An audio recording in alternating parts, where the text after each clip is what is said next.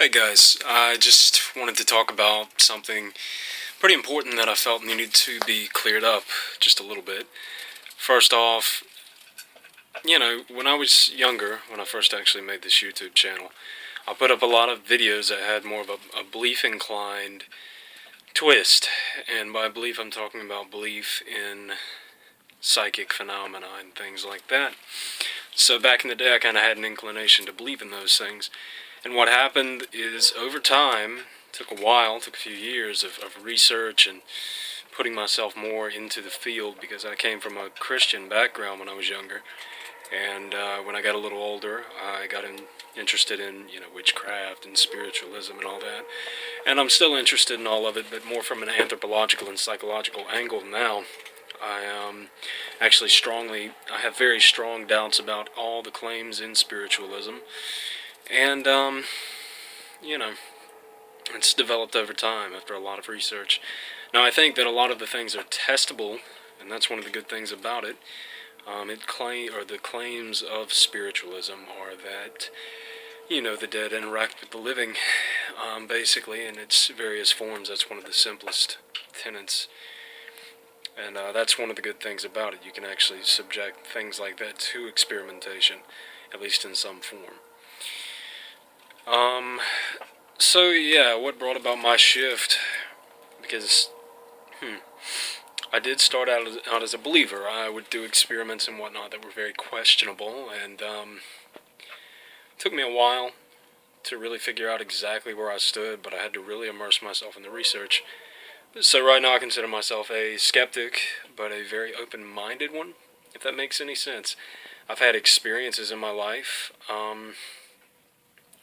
that some of them I can't explain. Like, for example, I used to do seance experiments for a lot of people who don't know, and that was a big part of my development. It encouraged me to actually pick up conjuring and mentalism and whatnot, so I could better detect fraud and things like that.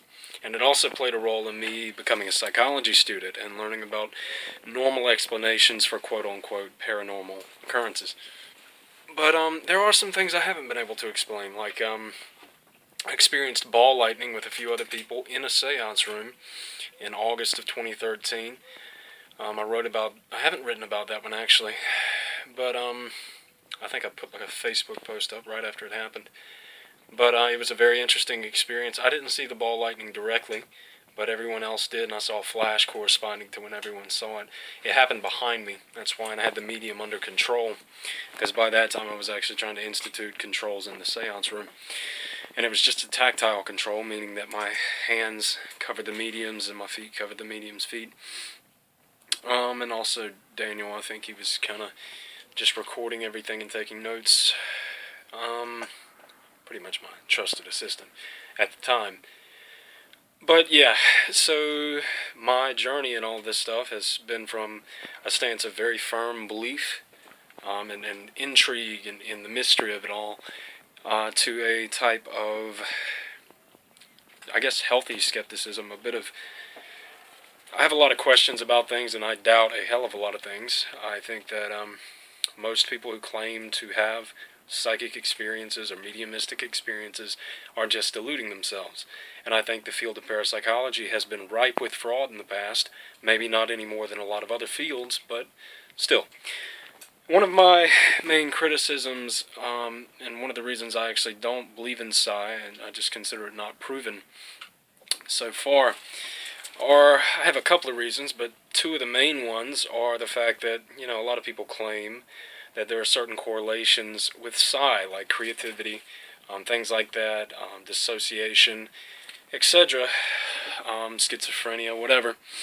And, there have been different experiments that seem to indicate that those things, are associated with it, but not every experiment, maybe even not even most experiments, have conclusively shown that. In fact, a lot of the results are, in conflict. Now, James Carpenter in First Sight actually has an explanation for that, and he thinks that some of the correlations are there. It's just that there's some problems in how people are studying it and whatnot. That's a different subject in and of itself. But yeah, I think that's a problem. Obviously, if you're trying to show that there is something associated with the mental process of people when they're involved in parapsychological experiments, you have to show that there are those correlations. Without the correlations, you just have a statistical anomaly that could be the result of any number of things, including just, normal culprits like sensory leakage, bad practices with statistics, all types of things.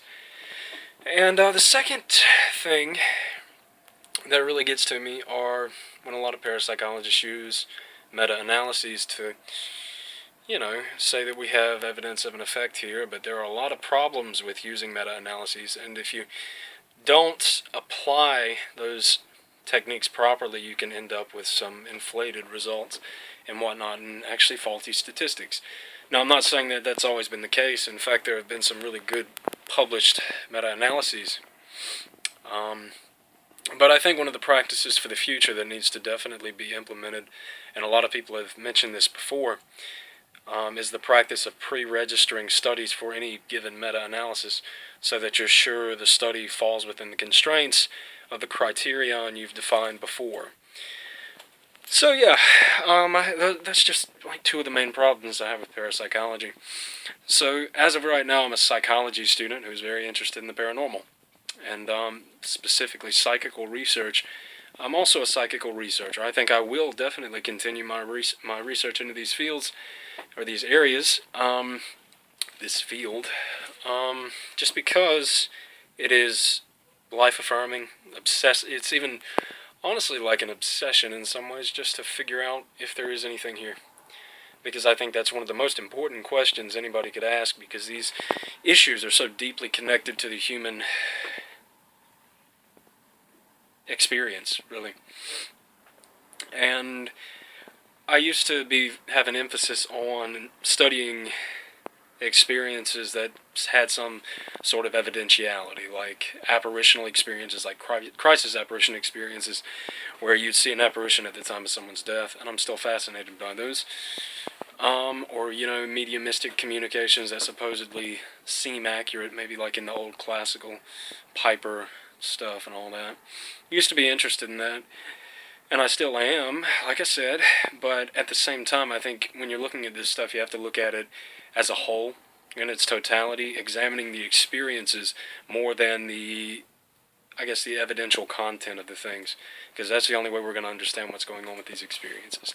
That's an update on my current perspective with all of this. I will be putting up more videos soon, hopefully with a nicer camera, and yeah, toodaloo and such.